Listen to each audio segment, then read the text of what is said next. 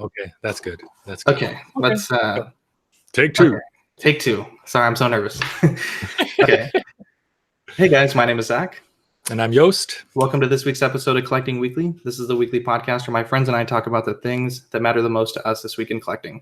I'm joined by my good friend Yost from Jazz Inc. Dioramas. He has a huge project in the works, and I felt it was great to have him on again. I know we plug his work every week, and this project is such a neat thing that I really wanted to give more airtime to this wonderful creator and this wonderful creation. Before we get into that, though, last night the news broke that Peter Mayhew passed away. We really wish his friends and family, our thoughts and prayers during this difficult time. I know Peter was a fantastic part of this community with all that he's done for charity, through the movies and through his acting, and a life lost too soon. But we hope he's resting and at peace. Yeah. So Yost, tell me a little bit about Jazz Inc. Dioramas for anyone who might be listening that doesn't know who you guys are and what you guys do. Okay, so this is really a grassroots hobby project, and we're actually getting we're going to get into that later. I've always been doing some project or another, something I really want to do that's something I can't find. So I saw something that really inspired me. I don't even remember that, but I made a huge Death Star diorama to display my figures because I thought just displaying them made them look too much like dolls, and I just wanted to add, make the collection come to life, which is our tagline now. And so I did that and posted it on some Facebook groups, and people loved it, and they asked me to make one, and I said no for a very long time, and then I figured, well, if so many people want one, maybe we can make this work. So we did the large one. Then people said, very cool, don't have the money or the space for the very large one. Could you do something in D12 size? So we did that. And then they said, could you do something in between? So I said, okay. And we did the true scale line. And so that's basically our lineup now. We're trying to get our feet wet into 1/12 scale. So I've seen that. New. So we're going to go into this later in the podcast. At least I want to bring this up, but absolutely. Basically the thing, the way that I describe us is I look at us as like the R&D and production department for the collecting community. Yeah. So people think of stuff, and we think, can we do this, and should we do this, and then we go around making it. So that's basically what we do. Mostly Star Wars now, or only Star Wars now, almost. But I'm looking into doing different things as well. So that's basically it. Yeah, you guys are, you and your father, you guys are really invaluable to this hobby. I mentioned it on a thread on OSR, and being completely serious, that you're an asset. Anyone can grab a mic and record a podcast. It's not hard. But to do what you guys are doing with the R&D, the mold making, the tools that you have, and sort of the guts that you guys have to tackle these projects that even established companies won't. I really tip my hat to you guys, because it's you guys are giving people the means to get at a very reasonable price things that complete and like you said, bring collections to life. So definitely, I'm excited to get into what we're going to talk about. You have a huge project that is, it's all the rave on all the different groups. Would you like to introduce what that project is? Yeah. So talking of grassroots, I was approached by one of our clients, Ryan, and he said, I've been dying to get my hands on the BVS Batmobile, and we've read in an interview now that Hot Toys has finally said we're not going to do it. Yeah. Would you consider it? So I said, well, I've done things like this before where I didn't do what we call market validation, which means do we have enough people on board where some projects actually cost money? And I said, so if you can get 100 people interested, then we're good to go. And because I wanted this one too. I had two things on my list. The one was the BVS Batmobile, and the other one is a 1/6 scale snow speeder. Ooh. Maybe one day. Maybe one Oh, day. wow. Yeah. Be That would fantastic. be so cool. Yeah, the only vehicle that's gonna stay below 1 meter. So, Yeah. so that it exploded, man. It was it was Easter, and within 48 hours, he had like 50 people on the list, Yeah, and it really, really took off quick. man, with yeah, and this is the thing that I don't understand, because if you ask me, if you look at franchises, it's Star Wars is the number one movie franchise when it comes to just sales numbers. Marvel is quickly catching up, so I think in the collecting world, Marvel is a bigger asset, bigger thing than Star Wars. Then you have, like, what do you have? Harry Potter and James Lord of the Bond and all that. Rings, things like Lord of that. the Yeah. Rings, exactly. And no offense to the DC people, but I think DC is somewhere in terms of interest and volume and number of figures out there is lower than many of the other things I mentioned. It's around Harry Potter, Lord of the Rings, right? Maybe so when we do Star Wars stuff, even the classic stuff like the 10th entryway of the Death Star, we've never gotten 100, let alone within a week. So Wow. I didn't see this coming. Yeah. So it's cool. I'm very happy that this worked this way. So right now I have about 124 people indicated one, and 84 of those have actually asked for a pre-order invoice, and so around 54 of those have actually put money down. So that's $100 down payment. So. And this is for the 6 scale BVS Batmobile, the Affleck Batmobile, and Yeah, man, it is. I'm excited. I've it, seen it is the my prototypes for favorite. other things, Yeah, and you're gonna knock this out of the park. yeah, and it is my favorite Batmobile. I mean, I've been watching all the videos I could find where they compare it to others, and I love the design. Really, Yeah. I do. And so yeah, for the people who haven't seen it, could we maybe put a link to the YouTube video I made with showing the 3D modeling that we've done so Yeah, far? we'll put that in the description. All right. So can you Yeah. give me an idea of the size that we're working with for this model, roughly, if you? Yeah, so it's going to be 90 centimeters, the vehicle, the base, Okay. and it could be close to 100 centimeters with all the extending parts. So there are two wings on the top behind the cockpit, and Yeah. the guns in front stick out a little bit. So if you measure extremity to extremity, it's closer to 100 centimeters probably. Mhm. So it's a big thing. It's 90. Oh, no, sorry, 54 centimeters wide too. So yeah, it's pretty massive. It's Yeah. bigger than the land speeder, which is even a huge thing at 71 centimeters. So Yeah. Yeah. I That's a I don't massive. know. That's Yeah, huge. yeah. I don't know the inch sizes off the top of my head. I'm Yeah, that's a about metric. 3 feet. 100 centimeters is about a meter, and then Yeah, it's yeah. sounds about right. Yeah, So let's talk the price point on this yeah. show. So yeah. So we're talking 600. Sorry, $750 for the model, and then to the US, it's another $90, $95 shipping because it's a behemoth, a huge Yeah. thing shipping. And I have a 45% discount at FedEx with all the shipping we do. So Oh wow. even yeah, and even then, it's around $90, $95 to I was ship gonna say that's something a that's pretty good rate because I tried to ship a 6 scale die cast recently to England, and it was over $100 yeah. with It's the declared value and everything. So that's a yeah, fantastic price. yeah. Yeah. So yeah. So, but we're still, for those who are going to watch the video, we're still in the process of perfecting the 3D model.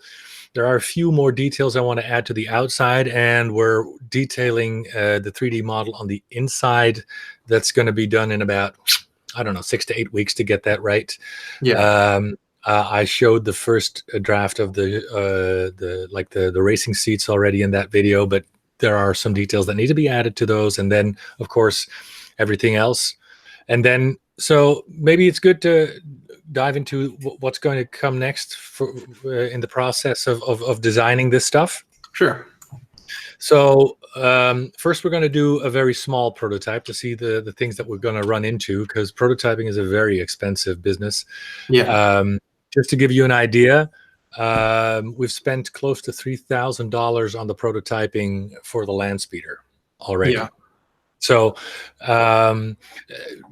starting small to see the things we're going to run into in reproducing this, and then when we got a feel for that and we're happy with how the things are turning out, then we're doing a large prototype. And right now, I mean, that would be somewhere around August probably. And then there is always a third run for prototyping, or at least parts of the prototype, until you're ready to go into production to do the molding and all that. And then we have to figure out, because we're working with such a large vehicle, and since you're working with resin, you can't have somebody in like where you are in Texas, where it can get really hot, and you place the resin under a window where it gets hot, and the vehicle warps, and one of the wheels gets off the ground after about a year, and you wouldn't be happy with that. So we're trying to figure out what we're going to do with that, with a metal base plate or a metal frame, to get that sorted. And then as for the goal for other features, I do want an opening cockpit so Batman can sit in the vehicle. I think rubber tires might be on the menu, and some basic electronics, some basic light up features. That's what we're shooting for. Yeah. How detailed and how far we can go, it really depends on how many people we get on board in the coming months, because basically the price is fixed. So if we get more people on board, we can do more for the same money. Yeah. What is your goal for an edition size?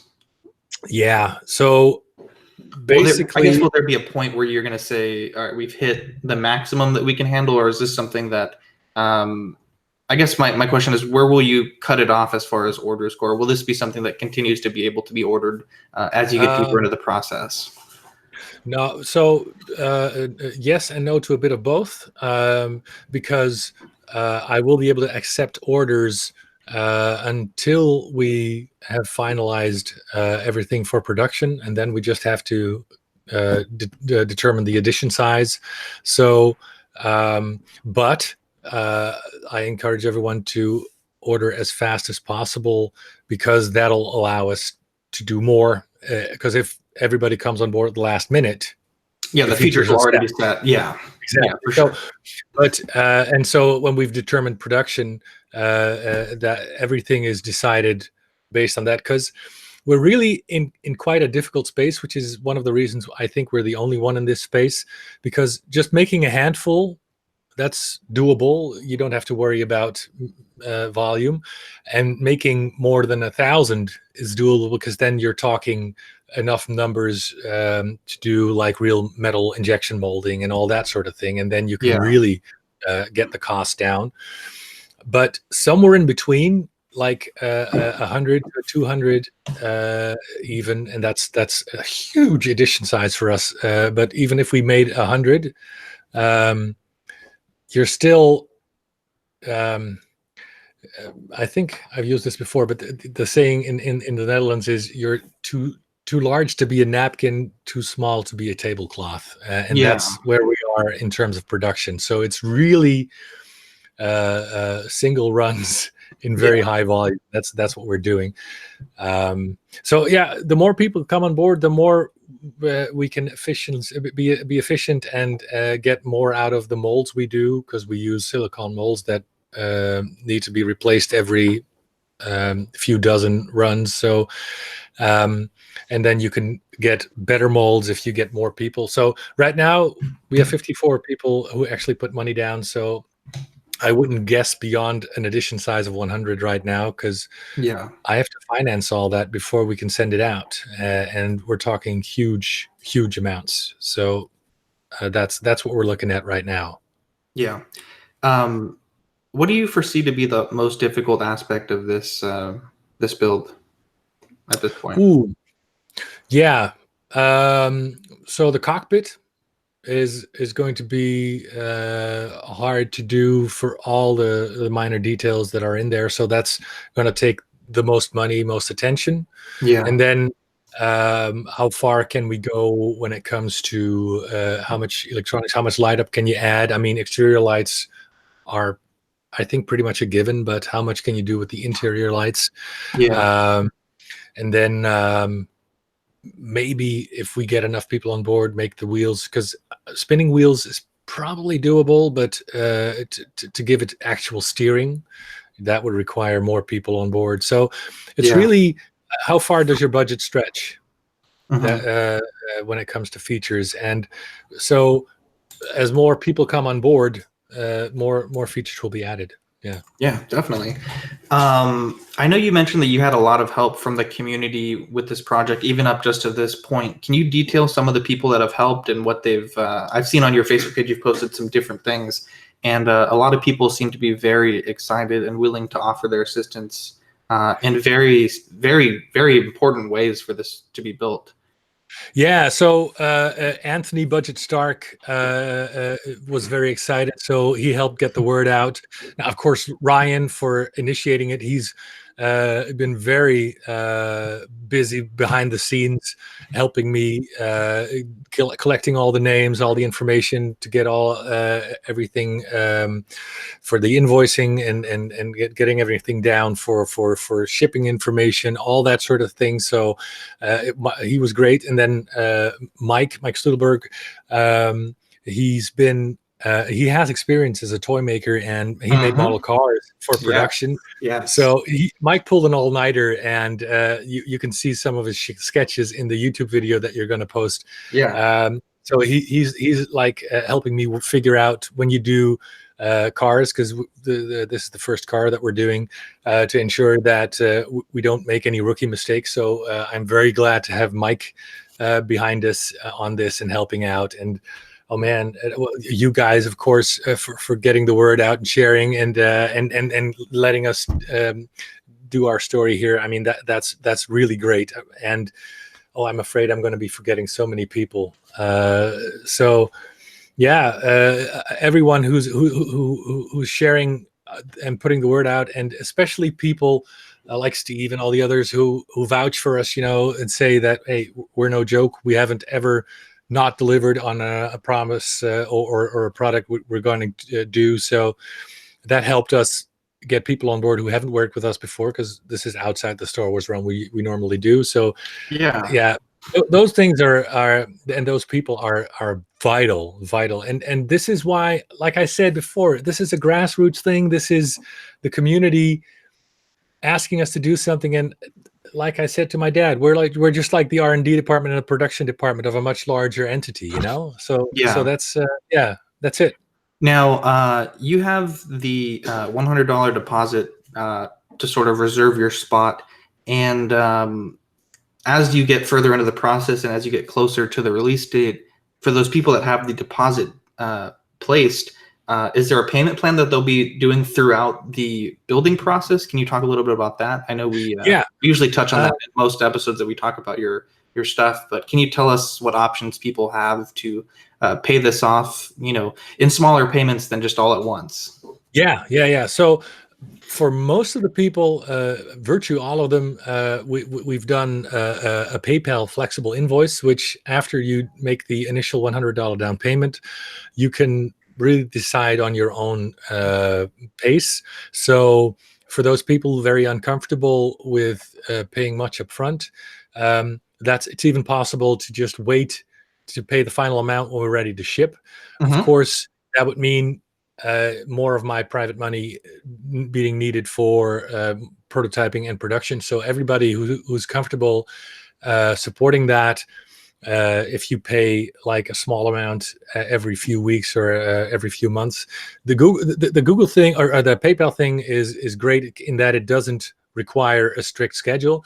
But if you want the schedule and you need somebody to remind you, then just go to our website, because I've put it on there for now, and you can do the payment plans there. Now they're not very flexible in terms of both amounts or the early payoff or anything. That I mean, I can do that. I just have to cancel the payment plan if you want to pay more. So those are basically the options. And on the site, I think you have 3, 6, and 9 months plans. Yeah.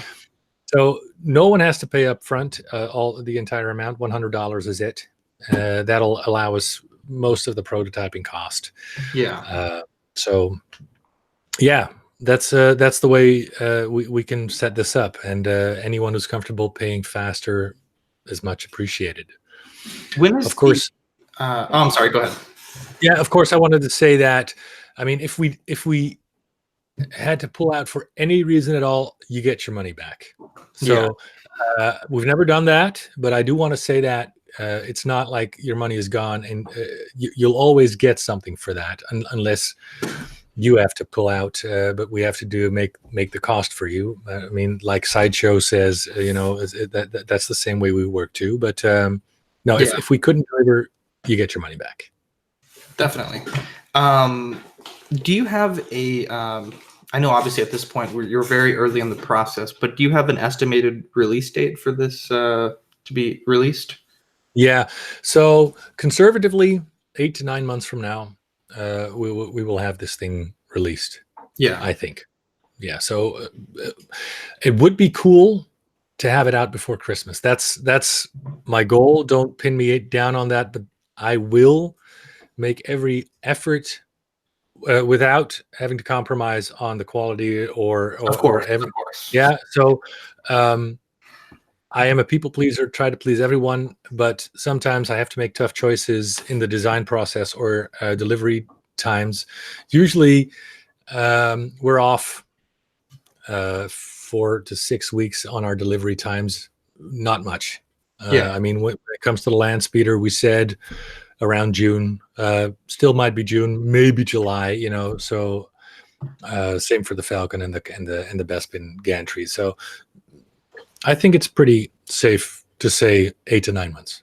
Yeah. And just for those that are also listening, this is everything that we've talked about. This is for a fully finished, painted, good to go. This isn't a kit. This is, you open the box and you're ready to display this, correct? Right. Okay. Where we might do something in the same vein as Sideshow or Hot Toys, where if we feel that some parts, like the surface mounted parts, might break off during shipping, we might pack them separately. Yeah. So like your Hot Toys or your Sideshow stuff, there might be minor bits that you have to put on. Some minor assembly required. Yeah, minor assembly required. Yeah. Fantastic. But it's going to be fully painted and weathered. Yeah, and not only are you building this fantastic vehicle, but you also have to build, you mentioned you guys are looking into foam and styrofoam stuff to pack it, and then it's going to have a nice little enclosure. So that's a box rather. I feel like it's like you have your, enough of your work cut out for you with just the vehicle, and then you have to build the way to get it to the customer. So I gotta tip my hat there. That's logistically, I can't imagine it. It's a big process, but we've done this before with even custom styrofoam packing for like our throne. Yeah. So and I really want to up my game, or me and my dad, for 2019. So many of the bigger projects are. I'm even thinking I might be able to add a cool like a full color box, maybe some graphics on there. So really have it like a collectible. So where you want to keep the box and have a brown chipper on top of that. That's a goal for the Batmobile. Yeah, I didn't realize that Budget Stark was the gentleman that got you first interested in this project. That's really cool. No, that was Ryan. Okay. Ryan Law. It was the gentleman who approached me. Oh, but Budget Stark's with the press, like the advertising. Yeah, exactly. Yeah, he approached me and do you want me to share this for you? And yeah, no, that's a big name. like 1/6 royalty.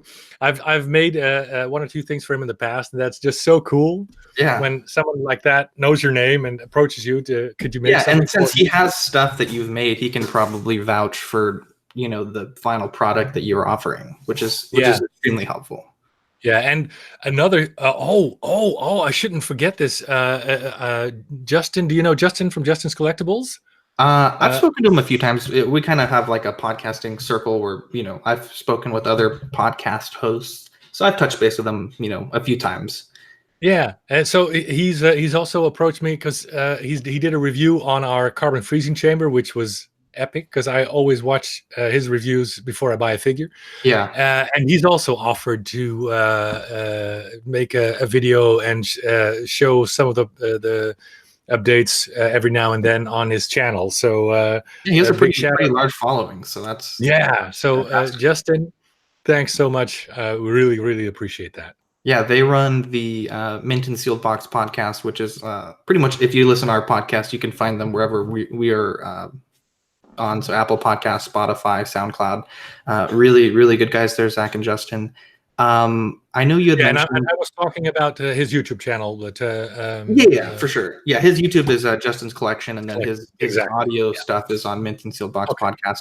I know you had mentioned that if and when this becomes successful, there were other things that you'd consider, and some that were very exciting to a lot of people. Did you want to talk about some other large builds that you might tackle? Following the conclusion of this project. Yeah. So many people have asked us, well, if you're doing a Batmobile, could you please do the 1966 model? Yes. And I've said, if this one is a success, the 1966 is next, guaranteed. Wow. You're making a lot of people happy, man. Well, and I'm pretty confident that we can make this work if the community keeps supporting what we do, because we've done it in the past, and especially with the most complex things like the entire cargo hold, and with the light up functions and everything, and that's running, and of course the land speeder, which is a vehicle as well, where the figures can sit in there. There's a cockpit and there's glass, and so we've established that we can do this. So I'm pretty confident the Batmobile we can do this, and if the community has our back, and we get to the number that we can actually deliver, like it looks like we have now, then the 1966 is next, and after that, one other thing that's been requested a lot. I know where you're going with this. Yeah, so I want to say I'm very happy that we can do this and stay under the radar. And so I'm not touching anything where there's a competing product, which is why I didn't go near the Batmobile until Hot Toys confirmed they're not doing it anymore. Yeah. Same for the land speeder. But now that it looks like the Falcon cockpit is off the table for Hot Toys, yeah, that one will be next after the Batmobile. So that's fantastic. Yeah, you're making a lot of people's dreams come true. Every time on any Hot Toys anything, where's the Falcon cockpit? And also exactly. Cyborg, but mostly where's the Falcon cockpit? Yeah, so the cockpit, and these are all things I want too. So if I can buy them, I make them. This is how it got started. So that's what I do, and so I want the cockpit. But I was holding out for Hot Toys. Same with the Batmobile. I mean, for those on the Sideshow Freaks forum, you've seen me in the thread, asking where is it. So I was ready to put my money down. Yeah, absolutely. Yeah. Let's talk about some other projects that you have going. Like you mentioned a few times, you have the speeder. You also have the Falcon cargo hold that you're working on, and then the Bespin gantry coming out this summer. Did you want to talk about those for a little bit and maybe give some updates for your customers? Yeah. So, the cargo hold is doing really well. If you're a member of my Facebook group, you've seen the video. It's on my YouTube channel as well, where I show the final production pieces of the bench and the table and the floor with the light up feature and everything. So then you can actually see the finished, what people will be getting. We're almost done with the wall, the back wall with the hoses, and we're going to do a small bit of the Dago bunk, which is a sleep bunk over the so that one's I hope to have that final setup ready to show in about a fortnight. End game reference there. So so we're We'll talk still about in-game for a little bit too, but yeah. Oh man. So we're still on schedule for that for July. And then the land speeder, well, paint and weathering is final. Size is final. And so we in that same update video I've done a couple of weeks ago, you've seen the larger of the final size actually of the land speeder. yeah. So we're working out a few things for production for casting. And if you've been a part of my Facebook group, we have been testing something with magnets for the floating effect, but the way we've needed to use rods to keep those very strong magnets in place, because this thing is going to weigh around 4 kilos, so that's 9 pounds. Oh my gosh. Yeah. That's huge. Yeah. So the magnets strong enough to do that aren't going to keep it in place. So it's probably going to be a clear plexiglass thing to get the floating effect. But I've had that for the very early prototype, and I've put it. Yeah, it looks very, very convincing. So the land speeder is good. The Bespin gantry is now also in production, or at least the base gantry, and it's wall mountable, like many people requested, and it's even reversible, so you can decide the angle. It's going to have a huge backdrop, somewhere close to 4 feet wide, I think, and then close to 2 feet high. And then there's the extension platform. That is an extra option that will also screw into the base, or the platform where Luke and Vader fight. And that together is 120 centimeters. So what is that, Zach? Somewhere between 3 and 4 feet, maybe? Yeah, something like that. I have to brush up on my metric to standard conversion. Yeah, so if 1 meter, 100 centimeters is 3 feet, then it's 3.5 feet wide. If you have both of the platform and the extension, put it against the wall. You don't have a display cabinet space or other sizing problems or whatever. So and there's going to be light up feature in there as well. Yeah, definitely. You also, I think on the Facebook group, I saw someone had the meditation chamber in hand already. Oh yeah, so that's released as well. Yeah, that's released as well.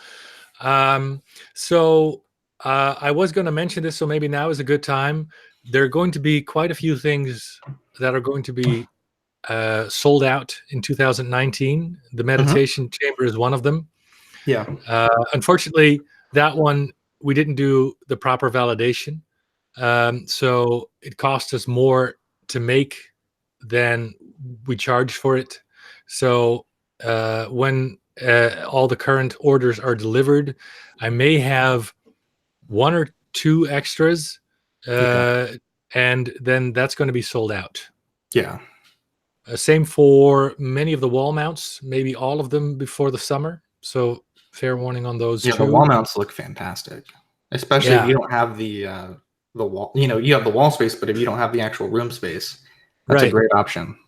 Yeah. So those are shipping out now too. The first 2 batches have gone out, and we're going to be shipping out the final batches next week. And then I might have a few of those left with a few prints.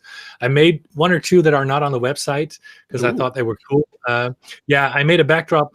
The view that you get behind Darth Vader and Obi-Wan when they're fighting, where you see the big with the Falcon, and I just thought that was very cool. So I made one of those that is not on the website. You can just hit me up, and I can probably set you up 1 or 2 guys with that. And a nice perspective of the Death Star hallway empty, but like the same where Chewie and Han Luke, Stormtrooper Luke, walk through at episode 4. So those 2 aren't on the website, but I have 1 or 2 of those 2. Yeah. Let me ask you this. This is kind of just a small detail, but on the cargo hold that you have the Jarek table, the hollow chest table painted, is that a decal for the black and white checkerboard, or how did you achieve that effect? No, that's actual a metal applique, and then we're painting each individual black square on that. Wow, So, that looks yeah, fantastic. When I was looking, I was like, man, that is a clean decal, or that's some crisp hand painting. I don't know that which it is, was, but that's yeah. No, fantastic. option B. It's a very very nasty detailed painting. Yeah, But yeah, well, I props don't to know you. yeah, if you saw the video. So if you look at it, it's through certain angles. It really looks almost like brushed metal. So Yeah. we're very happy with how that effect turned out. Better than I was hoping. And I did add one more layer of slight gloss that I Mhm. didn't because when I was looking at the video, I thought something looks off, and so there's going to be a final gloss finish on the Jarrett table that you don't see in the video. So Yeah. we've added that. Yeah. Do you guys have any goals for your business for 2020? I know we're halfway through 2019, and obviously you've mentioned some projects that you'd like to tackle, but as far as your brand goes, as far as your company goes, do you guys have any ideas for the near future?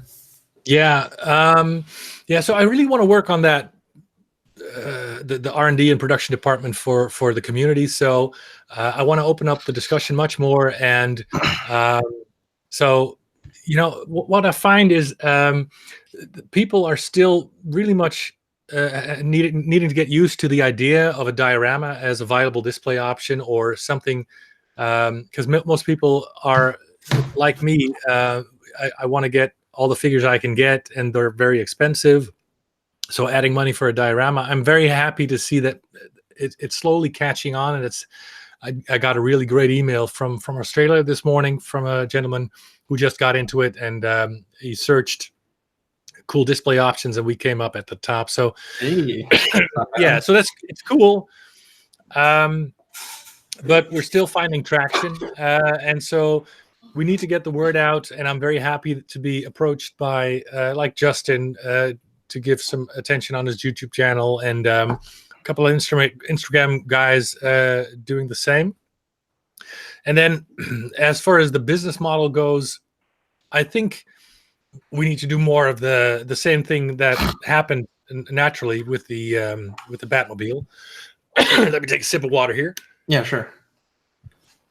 So basically, like the 1966 Batmobile, like the Falcon, if we get a scene or something that's requested often enough, I'm going to just put it out there, and the people who came with the idea are hopefully going to help get the people online, and then just do a validation. So this time we know that we'll have the clients at the end to buy the product, and that we don't have to throw money after it like the meditation chamber, or the wall mounts. Yeah, definitely. Yeah. Um, So I know you also wanted to maybe discuss a little bit of the financing that goes into these creations. I know you've said you've heard some chatter in the background, and you wanted to kind of come out and discuss that. What in particular about the financing? yeah. So I understand that many people say, why do you want a down payment for a product that doesn't even have a prototype to show? That's a very valid question.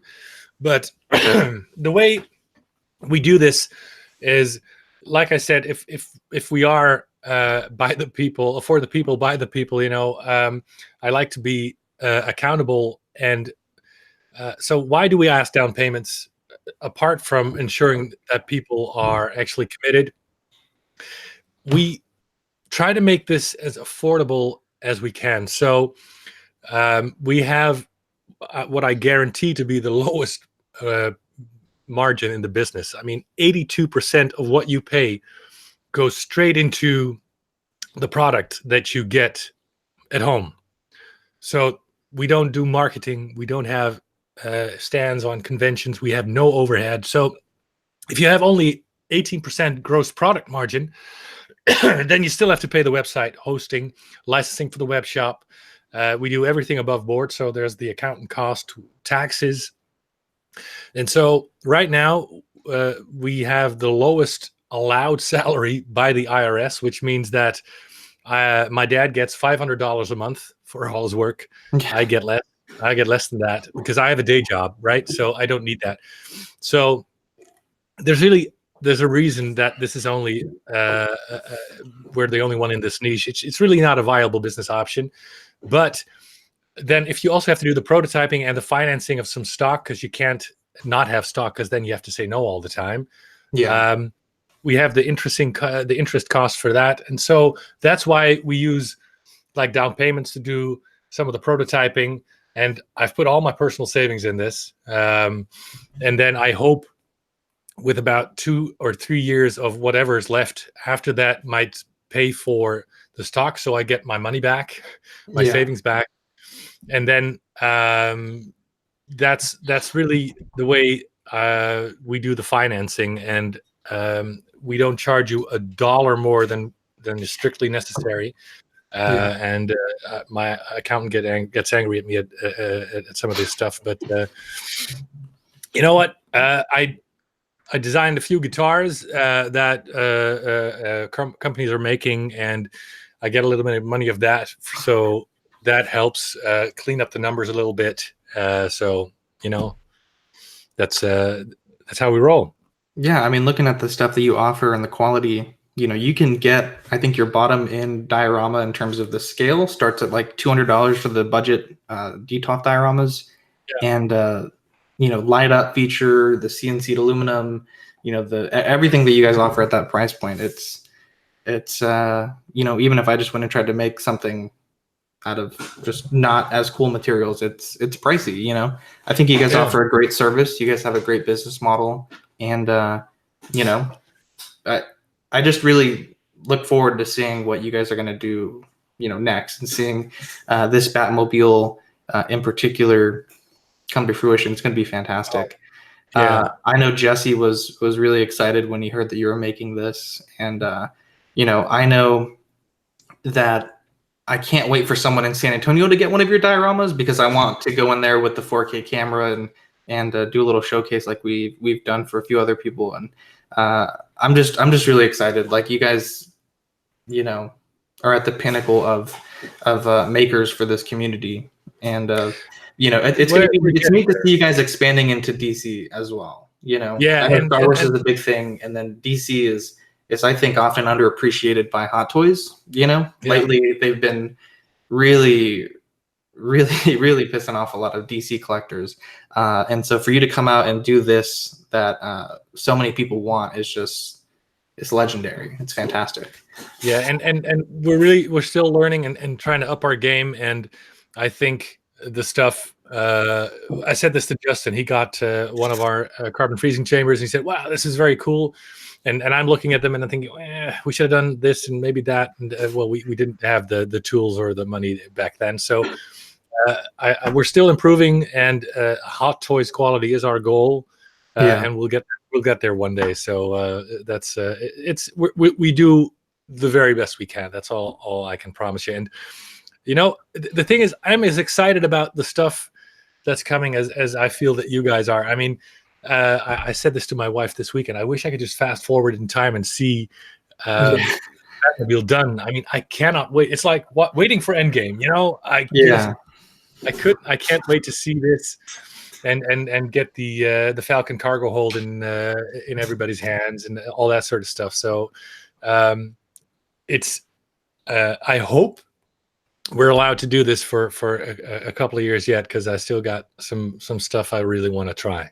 That's what that's the way I look at it. Yeah, man, that's fantastic. Speaking of in-game, let's maybe talk a little bit of in-game, if you don't mind. Maybe light on spoilers, since I think the embargo officially lifts. We're recording this on Friday, but it'll lift on Monday from the Russo brothers. What did you think about the film? Yeah, Wonder Woman dies, man. I mean, that's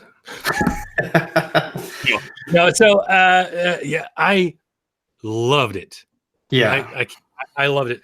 I mean, I haven't seen a Marvel film that I hated yet. I wasn't crazy about the Incredible Hulk. That was my least favorite. Yeah, and the Captain Marvel was good, like a 7 out of 10. But the fact that they nailed the landing is just amazing. I mean, Yeah. I thought the ending for Tony Stark was perfect. I thought the ending for Cap was perfect. I mean, it was it was just so beautiful, the way they tied all of the last 10 years in that movie, and you know, giving some satisfaction to the fans that stuck with them for 10 years. Yeah. And the future, I'm very interested to see what they do in the coming years. So it was just it was a very nice send off for all characters, I thought. Yeah, I totally agree. I loved it. The first time that I saw it, kind of had a rough theater experience, which I talked about in episode Yeah, 40. Second time, way better crowd, way better experience. My wife doesn't really like movies that much, and she thought it was a fantastic film. And I just adored that film. There's yeah, so much potential for Hot Toys to make some really fantastic figures, and I just can't wait to see what they do next. Like you said, yeah, I think they've kind of hinted at some different movies that are going to come out in Phase 4, I think it is. And of yeah, course, we have the Far From Home as the official end to Phase 3. So that'll be exciting to see yeah, what Peter Parker's been up to. And it's a fantastic film. I just, I left the theater the first time feeling really upset, but as the day went on, I was like, oh, it's actually this thing happened that was cool. This thing happened that was cool. And man, I think you said it best. They nailed the landing. And yeah, all I want to do, I have to go to work here in a little bit, but all I have to do is all I want to do is just watch Infinity War like yeah. today. Like it's just I need to rewatch it, and it's just fantastic. I ended up pre-ordering the Mark 50 from Yeah. Infinity War because I know that one's going to sell out, and I think it I already has did sold out say- overseas with the re-release. But Oh yeah, as soon as I pay that one off, I think I'm going to pre-order 85 because it looks the armor looks fantastic, and the new Tony head sculpt looks really good. yeah. I'm excited to see. I know obviously a lot of the figures that they showed, they have like a additional accessory coming soon, and I imagine with the embargo being over, that they're going to officially show what those accessories might be for those figures. And for Captain America, I think we all know what one of those two accessories might be from that Hmm. amazing scene in the film. But the second one, a lot of people are questioning because he has the compass already, rather, or the locket rather, and I'm kind of picking my brain on what it could be. I think it might be. Maybe I'm crazy here, but I think it might be the strike suit, like the top of the strike suit, and maybe you can change it out to give him the look from the beginning of the film. But do you have any ideas of what you think it might be? Well, not without spoiling some stuff. I guess we can go Let- maybe spoiler light. I mean, it's been a while. We can put a spoiler warning on the video, unless you yeah. want to avoid it. It's up to you. So let me pull up the Hot Toys Captain and see. Sure. Yeah, because I think Uh, one of the accessories, I'm 100% sure it's going to be the uh, the thing from the big moment in the movie. Being a little yeah, spoiler light, but yeah, yeah, the second one is like I think it comes with almost everything that that you might want to have with a cap. And the only thing I can think of is maybe the strike suit. Because well, the thing is, it's priced at 274, which is pretty pricey for a standard non diecast figure. And I think in order to justify that price, maybe they're going to include a second outfit. Um, but I just don't know. I don't know. okay. So let me give you my theory. Um,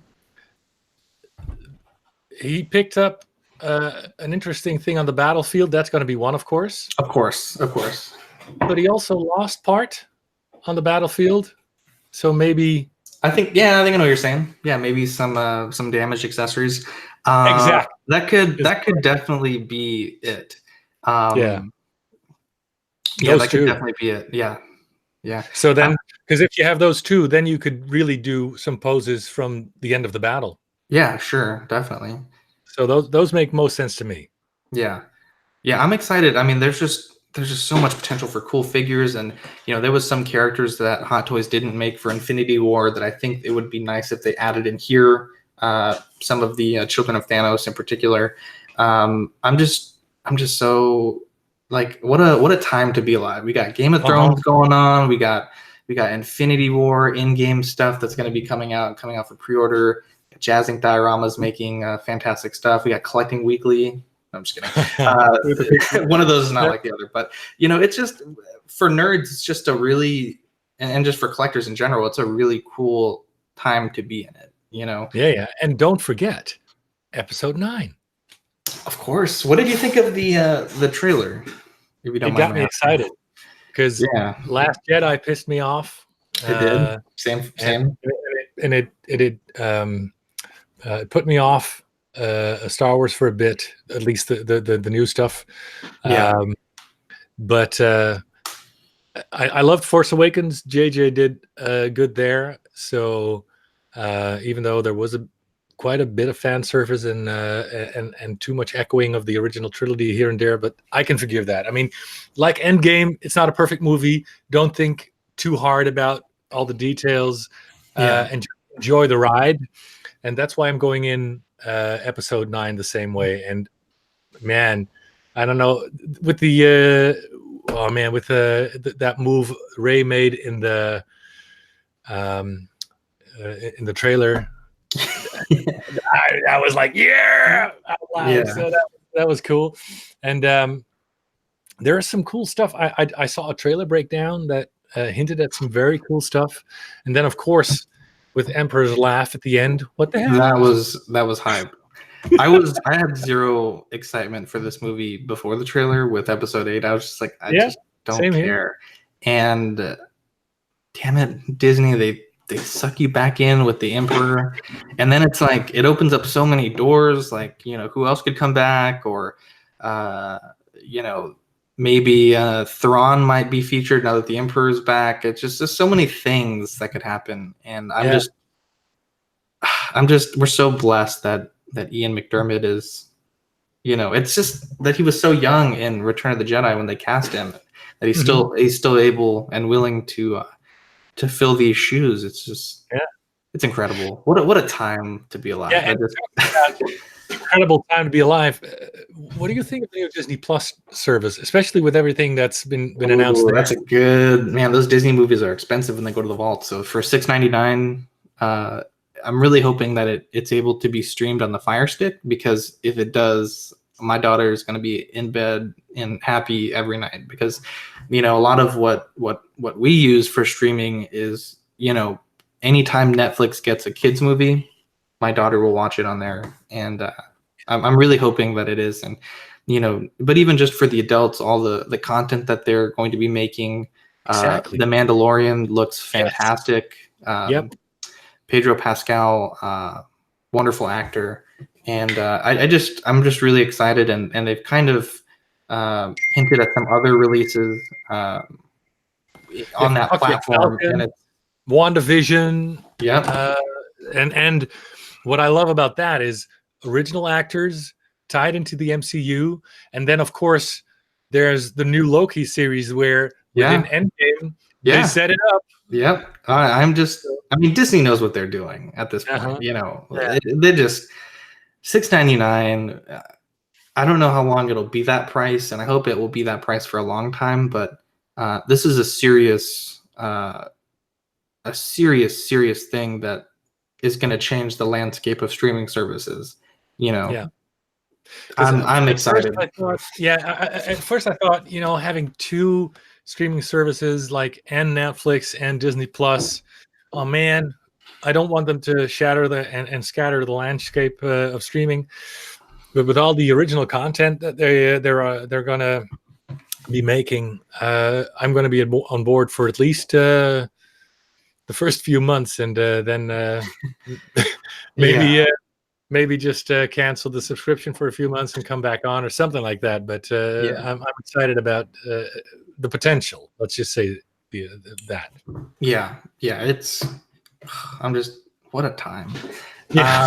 Let's end this on kind of a goofy note. Who do you think should wear the cowl next, now that Affleck has hung it up? Yeah, I'm so bummed at Affleck, because I wasn't really excited for Affleck when I first heard it, but I really loved. He filled those shoes. Man, he was a good Batman. Yeah. So I heard John Hamm as a name. Yeah. Yeah. Let me. But yeah, I really I don't I don't have a good idea of any other name. Do you have any Ooh, idea? John Hamm. That's a nice chin right there. It's a handsome guy. Exactly. That'd be a good role. I It's mentioned earlier. so I bad. really feel like Oscar Isaac has the chin for it. You know, Yeah. he's a fantastic actor. I love him in every, maybe not Last Jedi, but most films that I've seen him in, he's fantastic. I think that'd be a good one. Manny had remarked many moons ago that it would be cool to have uh, maybe like the next iteration of Batman being a Batman Beyond with Michael B. Jordan as Batman Beyond, Oh, and oh yeah, Jordan. What a and present.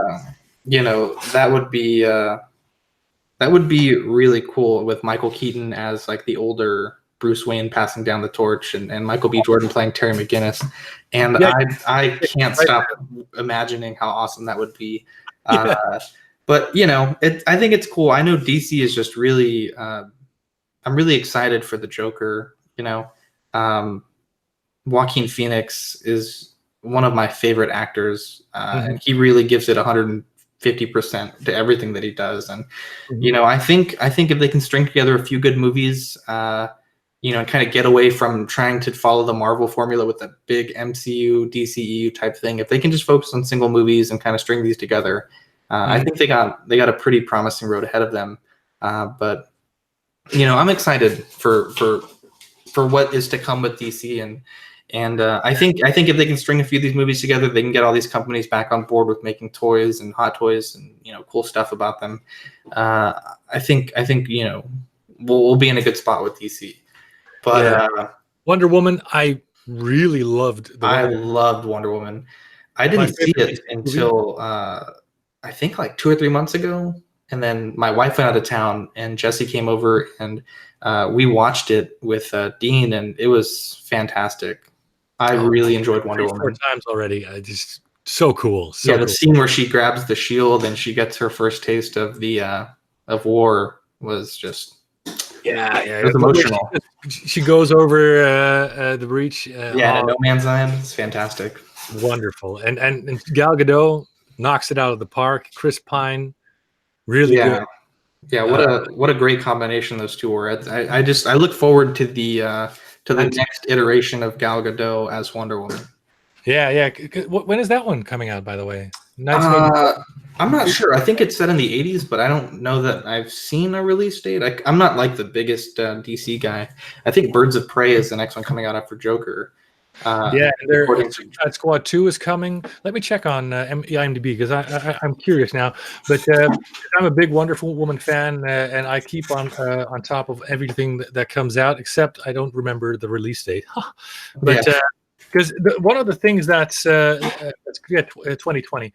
One of the things that's crazy is in the did you see the production stills where Chris Pine is back? I did not see that. That's Yeah, cool. That yeah. that's So that's pretty cool. yeah, so Chris Pine, it's wait a minute. So he's a World War One soldier. Now it's Mhm. 1984. He's back. He's wearing a fanny pack. What's going on? I'm Uh-oh. very curious. So Yeah. check it out. But yeah, and last night I finally saw Into the Spider-Verse. What did you think about it? I thought that was a fantastic movie. It was a great movie. I mean, it was such a game changer when it came to the visuals. Yeah. I loved the visuals, especially with that the old Marvel comics, the dots in the Yeah, way, yeah. yeah, the way they were printed, and that Uh-huh. the way they brought that back. Um, third act was a bit weird here and there, over the top, but Yeah. it was a very enjoyable movie. My kids loved it, Yeah. and it was so beautifully made that it forgave to me that was what forgave the things I was not on board about. But Yeah.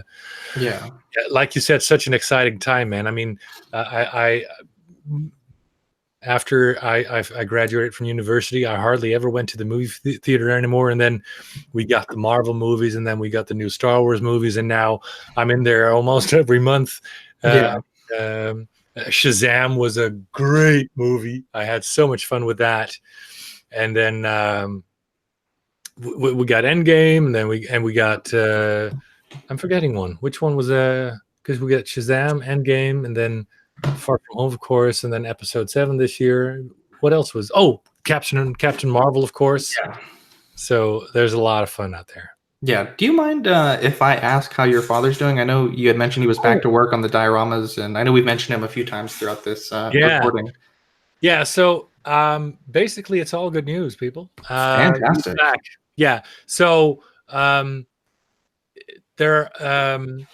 good news is he's feeling good. He's done with the chemo, and he did a CT scan 2 weeks ago that came back clean. So fantastic. That's great. The blood work, there are some cancer markers that they follow. Those scores were a bit high, but he was still coming down from the chemo. So we're doing another. He's this morning they drew some more blood, and they're doing another test this coming week. So fingers crossed there, but. He's feeling good, and the scan is clean, and then they're going to stay on top of it. I think every checkup or a scan or an echo every 3 months for the next year or so, and then So yeah. No, I'm glad you asked. Actually, for me personally, back in August of last year, I got contacted for this registry that I signed up for, and there's this thing that they do called Be the Match. And in 2012, there was a booth, and I signed up, and they take like a cheek swab, a few of those, and they put them in a vial, and they kind of like get your DNA and all this stuff. And I was called because there was a woman who was 46 that had leukemia, that she had tried chemo and she had tried a bunch of other stuff, and everything had failed to stop her cancer. And I was a match based on my genetic profile from 2012. And so they called me in, and we did like 3 months of testing for both the patient and myself, and we were a perfect match. And so the Tuesday before Thanksgiving, which is in November over here, I donated stem cells for this person. And, I'm still waiting to find out how they were doing. You're supposed to find out after 100 days, and it's about 8 weeks past 100 days. And their doctor hasn't reported a status yet. But my fingers are crossed that she's doing well. But it was a pretty neat thing, and it was a pretty surreal experience to go through, because they've kind of put me through, I wouldn't say chemo, but they gave me some drugs that people who are on chemo take to release my white blood cells into my body. And, it was a very rewarding experience to be able to potentially give this person a second chance, is kind of what they called it. I do have some family members that have not done well with cancer, and I was really happy to be able to potentially help this person out. So I really do wish your father all the best in his recovery. And what a beautiful! I've never heard of this. This is what a wonderful thing to do, by the way. So how did you feel during the chemo? So this is a very privileged thing to say, but I hated it. And there was a point after the third day that, because it was a 5-day of twice-a-day injections, that I would go in, get an injection, several injections, get blood taken, vitals and everything. And by the third day, I was like, I actually collapsed because I sneezed, and it kind of breaks down all the bones in your body. And I sneezed, and I literally, like, my legs gave out. And I called my donor rep, and I was like, I don't know, like, I feel like, because they were like, oh, you'll be a little sore. But I was like, I literally can't walk. And so they gave me a note to take off of work, and they're like, we'll pay your wages for the days that we're telling you to take off. And my wife was great. My daughter she's 2, so she did really good. And then my family came and helped me those last few days, and I got through it. And the reason why you're in pain, like I said, your bones are breaking down. And my white blood cell count went from 7 million, which is like, I think the average is like 2 to 10, to 50 million, which is, Whoa. staggering increase. Afterwards, I felt great. And then I took a nap for 8 hours because I was exhausted, because you're in the Yeah. machine and they're taking your blood and they're filtering it, they're putting it back in. And I mean, this is a thing that it's all over the world. It's called Be the Match, and you can sign up and they'll mail you a kit, and you swab and you send it, and it's free for you to send it in. And, you get added to a database. And I think they were saying that only 1 in 300 people who sign up will ever be called to donate. Mhm. And I think the chances, if you're a person that is a patient, of finding a match is like 1 in 100. So the genetic markers, they're pretty rare to Mhm. find a match.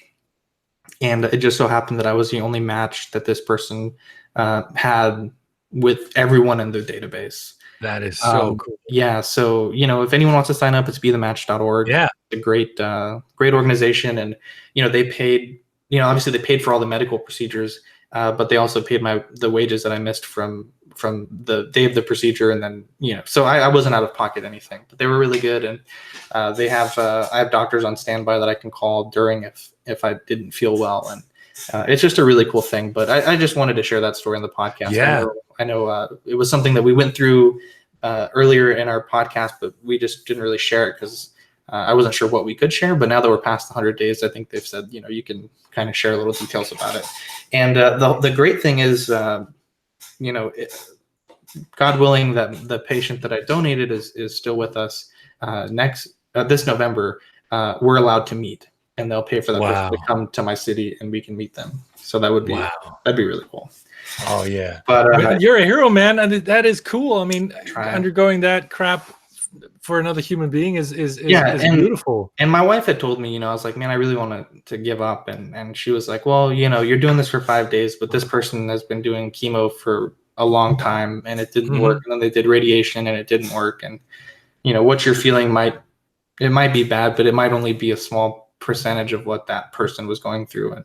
And so, your father's incredibly brave for facing that and coming out as good as he did. And obviously with the doctor's help and everything else. But so that's kind of off topic a little bit, but I'm really glad that your father's doing well. And so one more time, it's bethematch.com. Let me see if it's .com or .org. Because I want to check that out. I mean, my dad is a big, strong guy that's only had like the flu like 2 or 3 times in his life, and now seeing him go through cancer, and the treatment, it really knocked him down. And it's bethematch.org. Yeah, so everybody, check it out.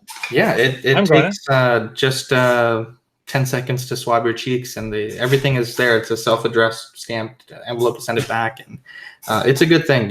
It's a really good thing. And a lot of the kids, unfortunately, a lot of the people in the registry, unfortunately, are kids. And so my patient was an adult, but most of the people they say that are on that registry are babies that are fighting cancer. So maybe not the best note to end this podcast on, but maybe we can sign some people up and make some difference in the world. But I wanted to thank you for your time. You're so generous to take time out of your day to talk with us, and we appreciate it. Your website is jazzinkdioramas.com. Your YouTube is Jazz Inc. Go and check out all the cool things that Yost has on his website. Just fantastic things. And like he mentioned earlier, some of those things that are on the website are very close to selling out. So if you want to add some of this fantastic diorama stuff to your collection, you got to do it quick, because once these are gone, they're gone. They're gone. Yeah. Did you want to give any closing words, Yost? Yeah. So again, I'm here for the community, and I want to thank everyone. I want to thank you guys for supporting us and putting the word out, and thank Ryan and Justin and Mike and all the people helping me right now. And contact me if you have an idea. Who knows, something you're walking around with in your head might be on your shelf next year. That's really what I want to be, your R&D and production department. So I have one idea. I have a really good idea. Okay. I just thought of it right now. It's fantastic. Okay, so what you got to make is the I know a lot of companies have made third-party suits that are really well made, and a lot of people have Ben Affleck, figures of just him by himself and as Bruce Wayne. It would be really cool if you made the in Batman versus Superman. He has the suit in like a thing, like a capsule, I guess, and it has like a really intricate background, and it's like he's kind of looking at the suit, before he decides to become Batman again. I think that'd be pretty cool. It would be a small thing, but I think it would be cool. It's like a thing in his lair. That's my idea. Sounds very interesting. Sounds doable. I don't know if you know what I'm talking about, but it's like that. Yeah. Because there's something like this in most Batman movies, right? Where he's looking at the you had the armory from The Dark Knight, exactly, something like that, right? Yeah, I think that would be cool. That's cool. You can patent that and go on your way with that if you'd like. I'll give you full rights to it. We only ask for 50%. No, I'm just kidding. You are so generous. And you're also on Instagram, correct? It's right. Yeah. Jazzy Dioramas. Yeah, if you just Google, you'll find us. Instagram, YouTube, Twitter. We have a closed Facebook group where you see most of our behind-the-scenes stuff, and then of course the website Jazzing Dioramas. So, thanks again for doing this, and you have a great last day before the weekend and a great weekend. And for those people listening, happy Wednesday, I think. Happy Tuesday. Yes, happy Wednesday or Tuesday. I don't know. We'll put it up when we put it up. Have a good one, brother. Thanks again. Bye. All right. Bye.